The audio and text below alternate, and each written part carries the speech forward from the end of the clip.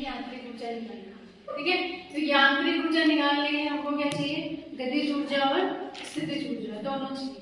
ठीक है, तो सबसे पहले तो हमें जो दे रहा है वो हम नोट करेंगे। m इक्वल टू आ जाएगा हमारा 2 kg 100 मीटर की ऊंचाई, h इक्वल टू कितना है 100 मीटर। गति के प्रारंभ में तथा 2 सेकंड पश्चात, गति के प्रारंभ में आपको यांत्रिक ऊर्जा निकालनी है और 2 सेकंड पश्चात निकालनी है। गति के प्रारंभ में निकालने के लिए हम पहले तो गतिज ऊर्जा निकालेंगे, फिर स्थितिज ऊर्जा निकालेंगे। ठीक है, तो गति के प्रारंभ में पहले हम गतिज ऊर्जा निकालते हैं। गति के प्रारंभ में गतिज ऊर्जा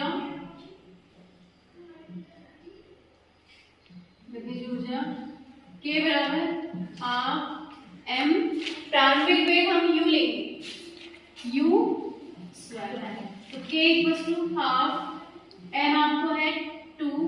अब गति के प्रारंभ में है ना, गति के प्रारंभ में कभी भी हम इनिशियल वेलोसिटी यानी प्रारंभिक वेग कितना लेते हैं, 0 आ जाएगा। तो k बराबर कितना आ गया 0। ठीक है, गति के प्रारंभ में हमने गतिज ऊर्जा निकाल दी, अब हम गति के प्रारंभ में स्थितिज ऊर्जा निकालेंगे। ठीक है, गति के प्रारंभ में स्थितिज ऊर्जा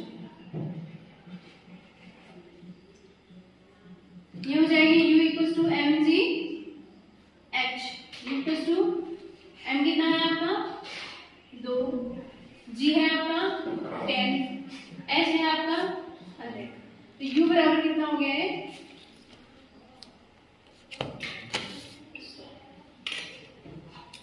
2000 जूल।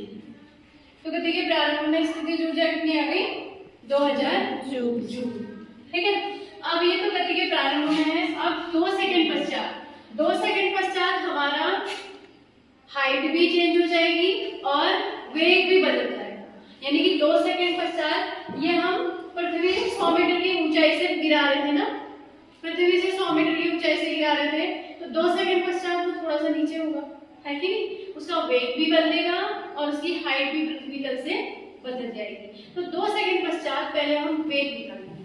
ठीक है, 2 सेकंड पश्चात हम वेग निकालने के लिए हम गति का प्रथम समीकरण यूज करते हैं, गति के प्रथम समीकरण से। यह आ जाएगा, गति का प्रथम समीकरण होता है v बराबर u प्लस g। v बराबर इनिशियल वेलोसिटी हमारी 0 है, g है 10, t कितना है t 2 सेकंड। ठीक है, तो v बराबर 20 मीटर पर सेकंड। तो 2 सेकंड पश्चात हमारा जो वेग हो जाएगा वो हो जाएगा 20 मीटर पर सेकंड। अब 2 सेकंड बाद हम हाइट भी निकालेंगे, तो 2 सेकंड बाद हाइट भी चेंज हो जाएगी, है ना। हाइट कितनी हो जाएगी बताओ,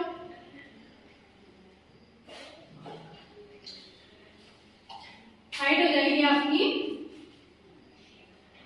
h बराबर हमारी 100 मीटर, कितनी है h बराबर 100 मीटर। तो 2 सेकंड बाद हम हाइट निकालने के लिए गति का द्वितीय समीकरण यूज करते हैं, समीकरण से। तो गति का द्वितीय समीकरण है h equal to ut plus half gt square. h बराबर u तो 0 है ना, प्लस हाफ g है आपका 10 और t है आपका 2 गुणा 2 से 2 कैंसिल हो गया, h बराबर कितना आ गया 20 मीटर। h कितना आ गया 20 मीटर, यानी कि 2 सेकंड पश्चात वो जो पृथ्वी के ऊंचाई से हम फेंक रहे थे उसे नीचे, तो 20 मीटर वो नीचे आ जाता है ना। तो 20 मीटर नीचे आ जाएगा, तो पृथ्वी तल से टोटल डिस्टेंस कितनी है 100 मीटर है। तो अब पृथ्वी तल से कितनी हो जाएगी फिर ये 80 मीटर। आया समझ में। तो इसमें पृथ्वी तल से ऊंचाई कितनी आ जाएगी फिर से ऊंचाई h बराबर 100 माइनस 20 जो कि आ जाएगा h बराबर 80 मीटर। ठीक है, तो इस केस में 2 सेकंड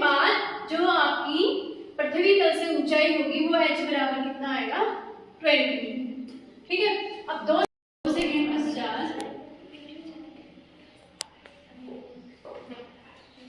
गति जुड़ जाओ, 2 सेकेंड पश्चात गति जुड़ जाओ जाएगी k equals to half mv square. तो k इक्वल्स टू आ जाएगा हाफ, m आपका है 2, v है आपका 20 है, तो 20 का स्क्वायर हो जाएगा, तो k इक्वल्स टू हो गया आपका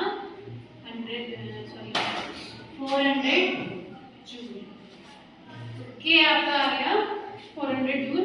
अब 2 सेकेंड पश्चात हम स्थितिज ऊर्जा निकालेंगे।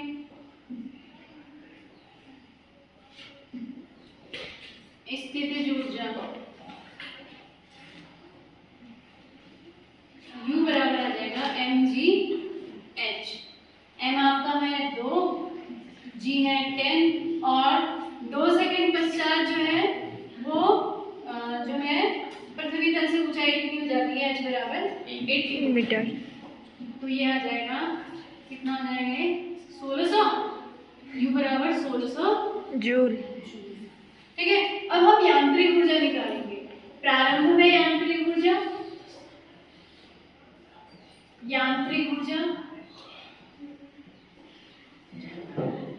इसको हम E कह सकते हैं, E equals to K plus U।